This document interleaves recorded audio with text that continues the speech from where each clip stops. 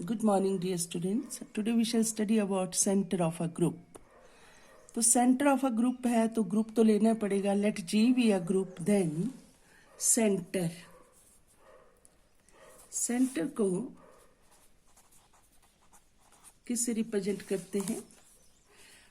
Z. किसका centre? Group का ZG लिख देते हैं या CG भी लिख देते हैं, है ना, या Z भी. Of G is defined as. कैसे डिफाइन करते हैं इसको? ध्यान से देखें. ZG से इसको रिप्रेजेंट कर रहे हैं, ठीक है. तो it is the set of all Z. All Z. Z क्या है? एलिमेंट है. स्मॉल Z है, ठीक है, और ये बड़ा Z है. सेंटर ऑफ Z में फर्क है स्टूडेंट इसमें ना. हाँ, it is a set of all Z such that. और ये Z जो है वो किसको बिलोंग करेगा? ये G को करेगा स्टूडेंट्स. G में ही है ये. Such that ZX is equal to XZ. जब ये हो जाए इसमें सेंटर ऑफ Z जो है वो क्या है? ZX is equal to XZ. Z भी बिलोंग करेगा G को और X भी. For all X belongs to G. G में ही है सारे. तो ये है डेफिनेशन. क्लियर? हाँ, सेंटर ऑफ अ ग्रुप की. राइट? नोट करो एक पॉइंट.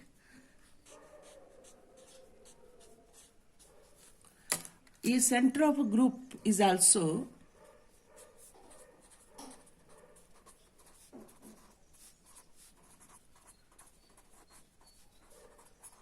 is denoted by.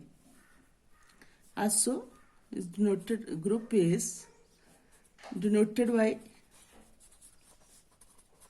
इससे भी इसको लिखते हैं, ओके, CG से.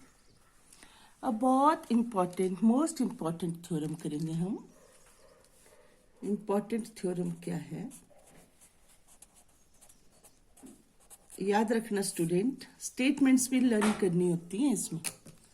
क्या है? Prove that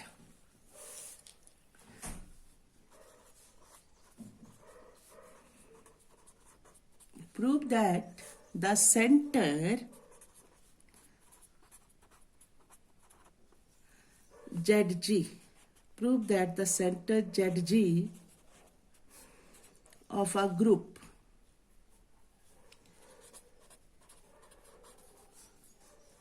is a subgroup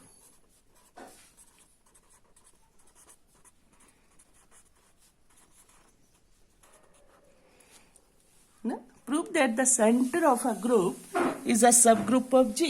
ये प्रूव करना हमने. ओके. कि सेंटर ऑफ अ ग्रुप जो है वो सब ग्रुप है.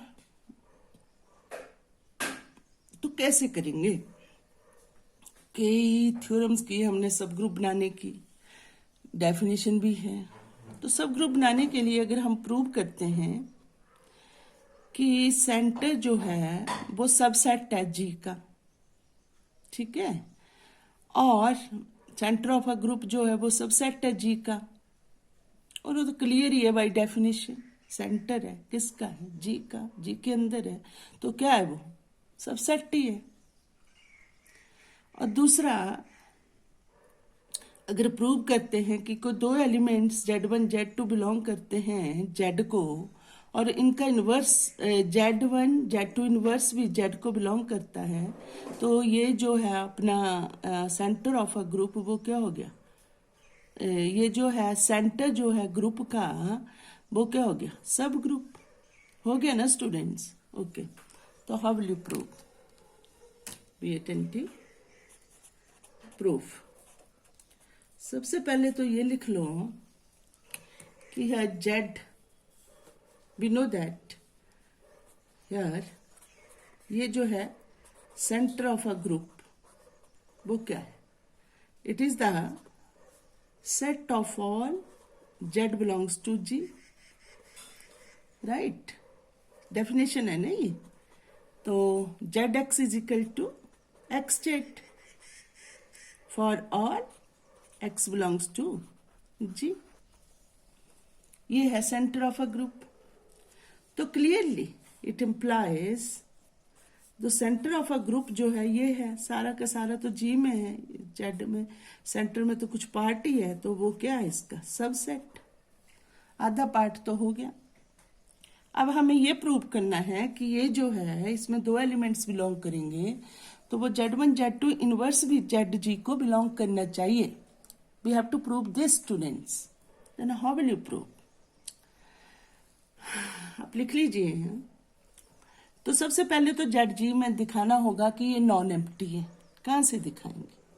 आप सबको पता है कि G ग्रुप है, आइडेंटिटी एलिमेंट एग्जिस्ट करेगा, तो EX जो X भी G को बिलोंग करते था, EX इजकल टू XE। जब ऐसा होगा EX इजकल टू XE, तो इसमें जो E है वो किसको बिलोंग करेगा? ZG को करेगा ना वो भी, क्योंकि बाय डेफिनेशन क्या है definition? ZX is equal to XZ। तो आप लिख सकते हैं since EX is equal to XE, therefore E belongs to ZG। अगर ZG को बिलोंग कर रहा है तो यहां से क्या आ गया? अपने ZG जो है वो क्या है? देयरफॉर ZG नॉन एम्प्टी, खाली है, नहीं है, नॉन एम्प्टी है, इसमें एलिमेंट्स हैं, तो वो एलिमेंट्स ले लेते हैं हम। लेट वो एलिमेंट्स क्या है? Z1 Z2 belongs to ZG। Z1 Z2 belong कर रहे हैं इसको। अगर ये इसको बिलोंग कर रहे हैं तो बाय डेफिनेशन स्टूडेंट्स देन हमारे पास क्या होता है? Z1 X is equal to XZ1 and दूसरा Z2 X is equal to XZ2। किसके लिए? For all X belongs to G के लिए। क्लियर? मेन है हमें कि Z1 Z2 इनवर्स को हमने बिलोंग करना है ZG को, तो हम बता पाएंगे ये सब ग्रुप है। क्लियरली?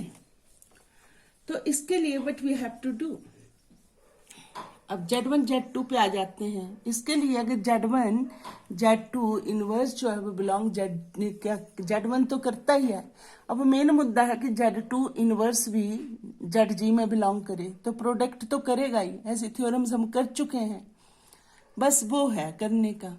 तो हम Z2 पर आ जाते हैं, जू ही बोल रही हूँ Z2 पर आ जाते हैं। यहाँ है we have, but students we have क्या? Z2 X is equal to XZ2, ये है हमारे पास, है ना, for all X belongs to G। तो इट इम्प्लाइज क्या हो गया? Z2 इनवर्स Z2X, मतलब हमें तो इनवर्स से मतलब है ना, वो लेना है हमने कि Z2 इनवर्स कर रहा है, इसको बिलोंग नहीं कर रहा है स्टूडेंट्स। तो हम क्या कर लेंगे? Z2X XZ2। तो हमने क्या किया? दोनों तरफ Z2 इनवर्स ये चाहिए हमें ना, वो लगा दिया। X यहाँ है तो यहाँ भी क्या लगा दिए? Z2 इनवर्स XZ2 और Z2 इनवर्स कर सकते हैं ना बराबरी, है ना? हाँ, तो अब देखेंगे कि ऐसा क्यों किया, ताकि मतलब इसको हम सॉल्व कर पाए स्टूडेंट्स। आप देख रहे हैं Z2 इनवर्स Z2 क्या हो गया? आइडेंटिटी, और मतलब 1, और Z2 इनवर्स Z2, ठीक है, और फिर क्या बचा यहाँ? X Z2 इनवर्स, यही बचा ना, X Z2 इनवर्स, इसलिए किया हमने ये। और यहाँ से क्या बना? ये भी Z2 इनवर्स किया, और यहाँ क्या बचा? Z2 inverse X। तो स्टूडेंट्स आप देखते हैं ये भी सेंटर ऑफ किसका है? बड़ा ध्यान से, अगर थ्योरम समझ आएगी तब लगेगा आपको पता। तो इट इम्प्लाइज, ये Z2 इनवर्स जो है वो किसको बिलोंग करता है? सेंटर ऑफ अ ग्रुप को, ZG को। लग गया पता? हो गया क्लियर? तो ये हमने Z2 इनवर्स, हमने क्या किया, Z1 भी इसको किया और Z2 इनवर्स भी इसको, ZG को हो गया।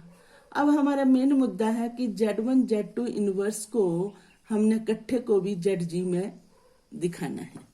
तो वो कैसे दिखा पाएंगे? कुछ स्टेप्स आपको दिमाग में भी बिठाने होते स्टूडेंट्स। दिख रहा है नाउ? कैसे करेंगे कि Z1 Z2 इनवर्स X जो है वो क्या है, क्या लिख सकते हैं? एसोसिएटिव लॉ लगाओ, Z1 Z2 इनवर्स X लिख सकते हैं ना, और वो Z1 और इसका